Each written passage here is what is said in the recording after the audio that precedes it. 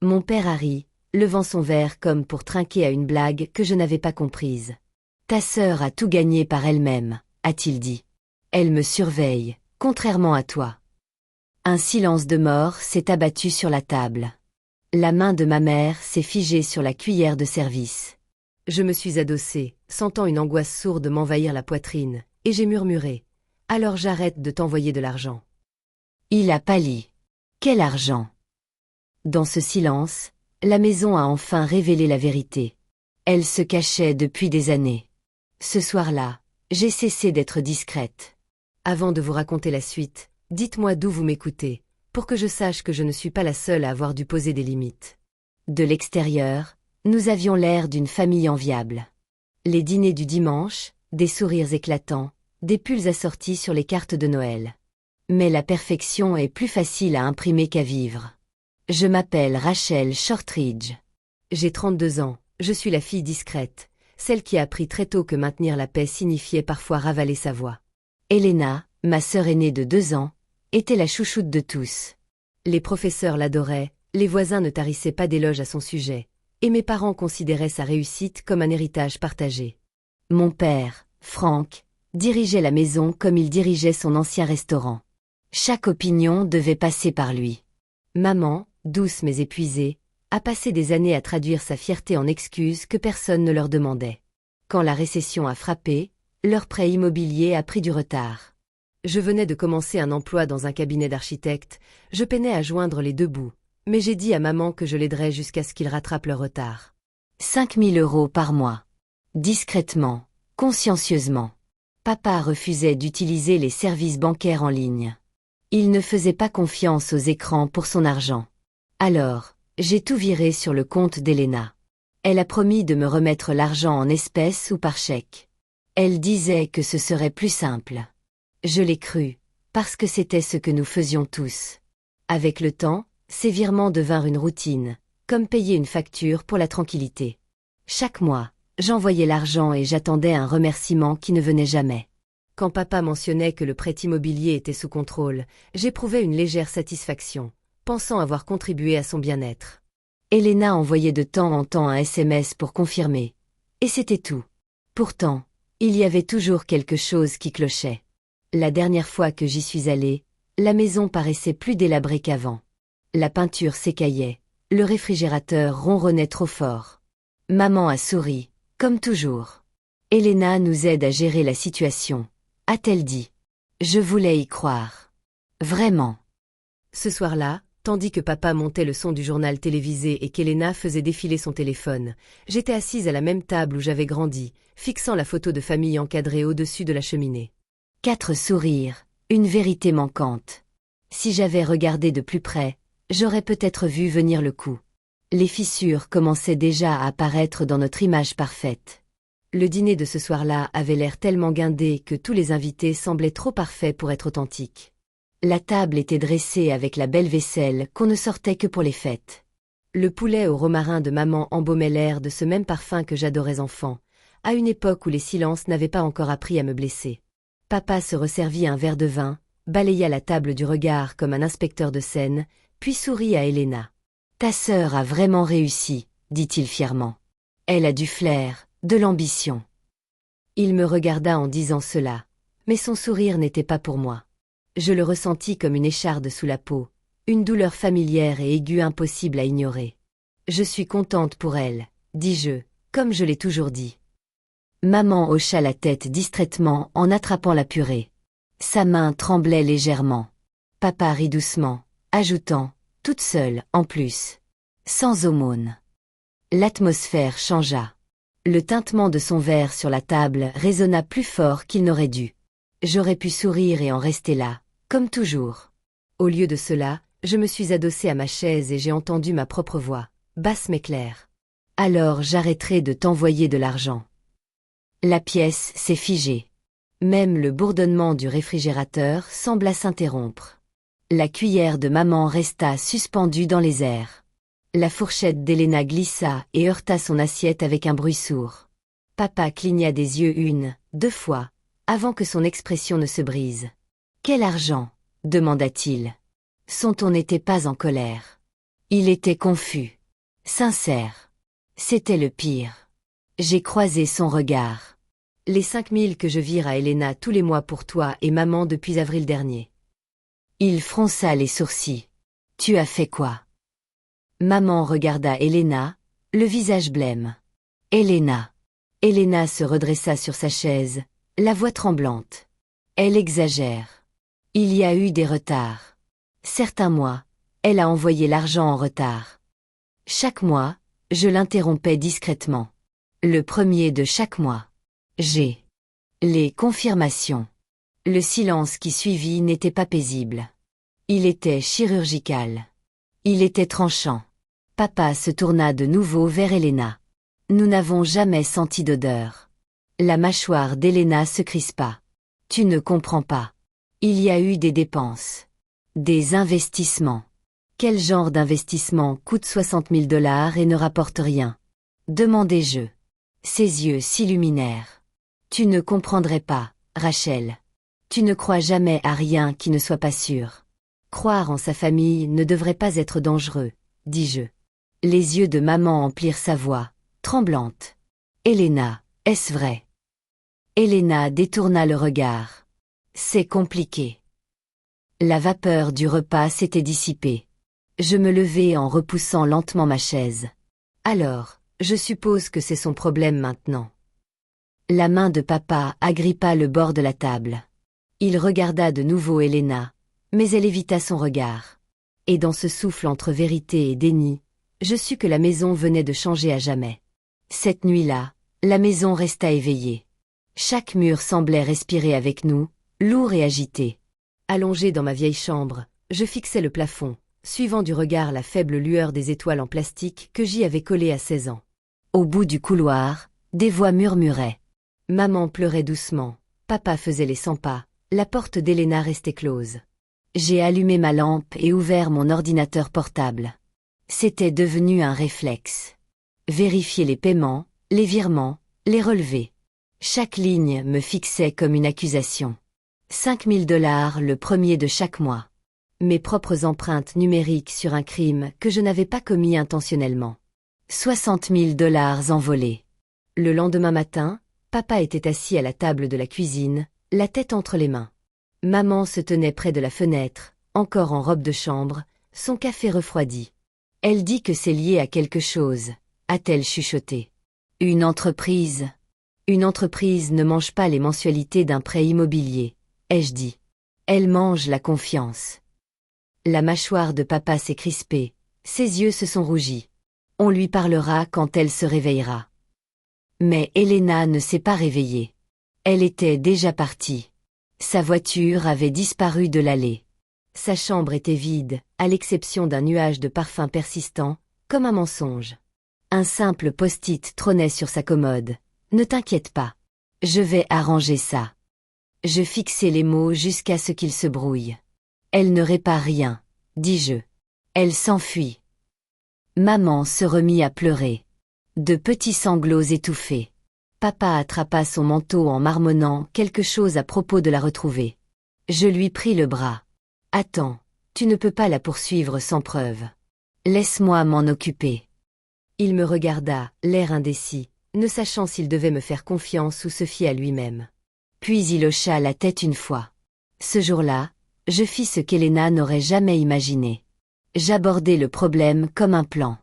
Je commençai par la structure. Chaque transaction, chaque date, chaque message. Puis les points faibles, là où l'argent changeait de main. Chaque virement confirmait le compte d'Elena à chaque fois.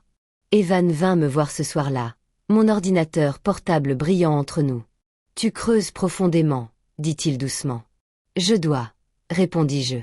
Ce n'est pas qu'une question d'argent. » Il s'agissait de savoir combien de temps elle pensait pouvoir me mentir sans être inquiétée. Il hocha la tête. « Quelle est la prochaine étape ?»« La banque, dis-je. Et ensuite, un avocat. » À l'agence, la directrice fronça les sourcils en consultant les relevés. « Tous ces fonds ont été détournés, » dit-elle en désignant le nom d'Elena. Le titulaire du compte a utilisé les fonds pour des transferts privés. On dirait un autre intermédiaire. « Pour qui ?» demandai-je. Elle hésita. Un homme nommé Mason Veil. Je sentis quelque chose se mettre en place en moi. Un nom, une direction, une piste. En sortant de la banque, l'air froid de janvier me frappa le visage comme un serment. Je resserrai mon manteau et murmurai. Tu voulais jouer avec la confiance, Helena, très bien. On va voir combien coûte la vérité. 3 nuits plus tard, la sonnette retentit juste après le lever du soleil. J'étais dans la cuisine avec maman, toutes deux épuisées par le manque de sommeil et le silence pesant. Papa était encore à l'étage, en train de trier des papiers auxquels il ne faisait plus confiance. Quand j'ai ouvert la porte, un homme se tenait sur le perron. Jean, sweat à capuche, un sourire forcé, comme on s'entraîne à sourire devant un miroir. « Bonjour », dit-il d'un ton désinvolte. « Vous devez être Rachel. Je suis Mason. » Le nom m'a fait l'effet d'une bombe. Le Mason d'Helena, gloussatait-il. On peut m'appeler comme ça, je suppose. Derrière moi, j'ai entendu les pas lents mais lourds de mon père. Il est venu se placer à côté de moi, la voix basse. « Que faites-vous ici ?» Mason a brandi un petit dossier comme une offrande d'apaisement. Juste pour clarifier un malentendu. Helena m'a demandé de déposer ces preuves de notre investissement. Ma mère est apparue sur le seuil, pâle et tremblante. Investissement. Mason a de nouveau affiché son sourire. Travail pour une start-up. On développe une application qui met en relation des artisans locaux et des clients. Évolutive. Innovante. Vous voyez le genre. Je me suis écartée. Montrez-nous. Il est entré comme si c'était chez lui, étalant des impressions glacées sur la table. Maquette, faux graphique, mots à la mode, prévision de croissance pour la première phase, lancement de la bêta. Pas un seul chiffre ne collait. Papa feuilletait les pages, le visage crispé à chaque page tournée. C'est absurde, dit-il. Le sourire de Mason s'effaça. Toute grande chose commence petit. 60 000 $, petit, rétorquai-je. Il me regarda, feignant toujours le calme. Tu as parlé à Helena. Non, dis-je, j'ai parlé à la banque. L'atmosphère se chargea. Maman s'agrippa au dossier d'une chaise. La respiration de papa devint haletante.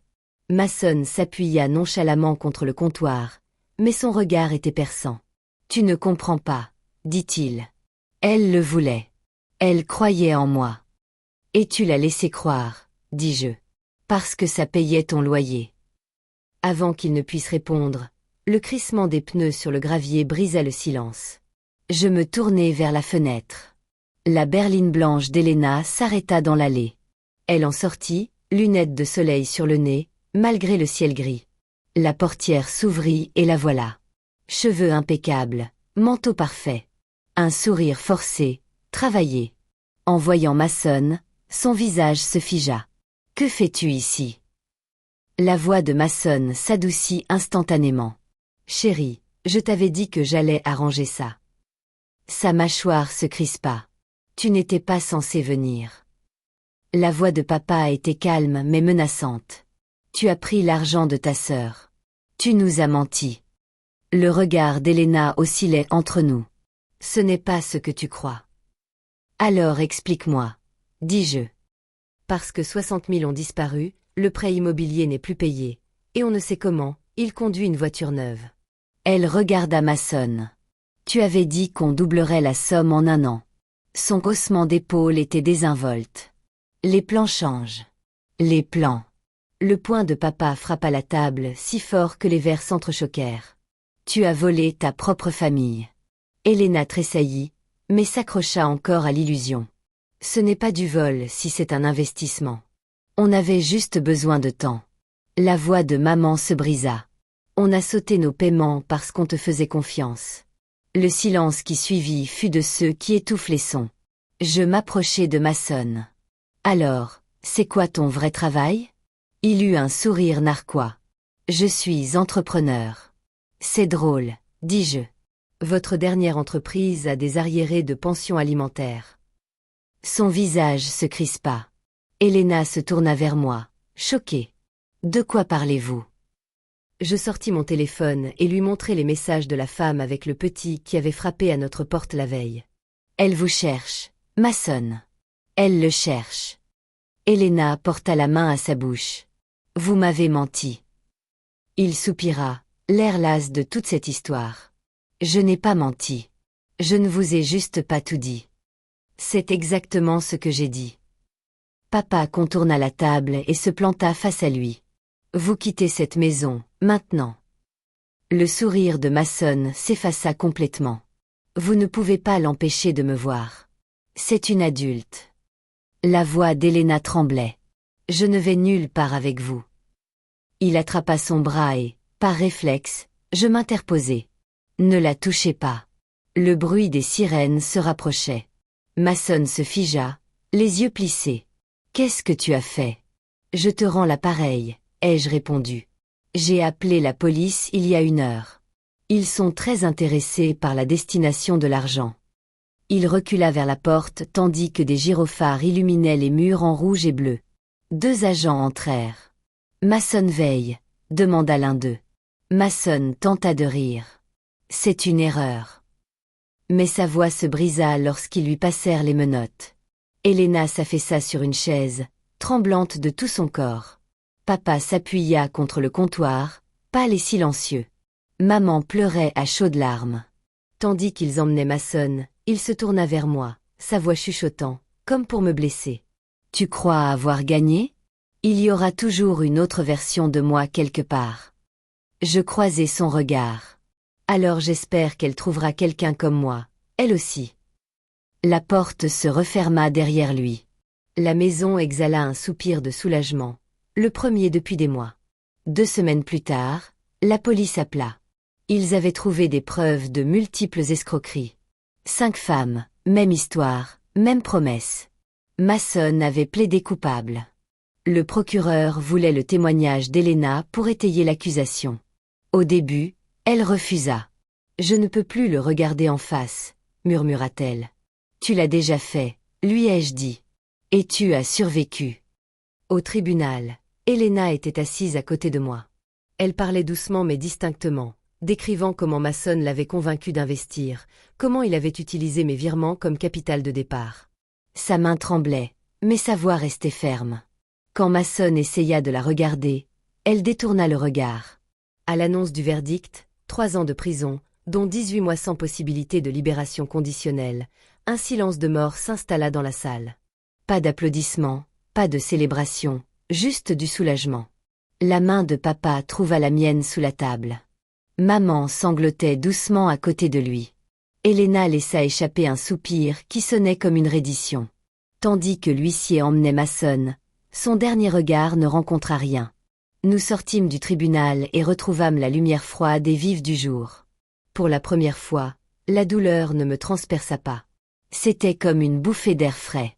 Plus tard dans la soirée, de retour à la maison, je me tenais dans le jardin, une petite boîte à la main. Des photos, de vieux reçus, quelques mots qu'il avait écrits. Elena se tenait à côté de moi, les épaules plus légères que je ne l'avais jamais vue. « Tu es sûre de vouloir faire ça ?» lui demandai-je. Elle hocha la tête. « Ça n'a plus d'importance. » J'alluma l'allumette. Les flammes s'enflammèrent, s'enroulant autour du papier et transformant en fumée tout ce qu'il avait touché. Nous les regardâmes s'élever dans le ciel de janvier jusqu'à ce qu'il ne reste plus que des cendres. Elena murmura. « Il m'a tellement pris. » Je la regardai, puis je fis en sorte qu'il ne reprenne plus jamais rien.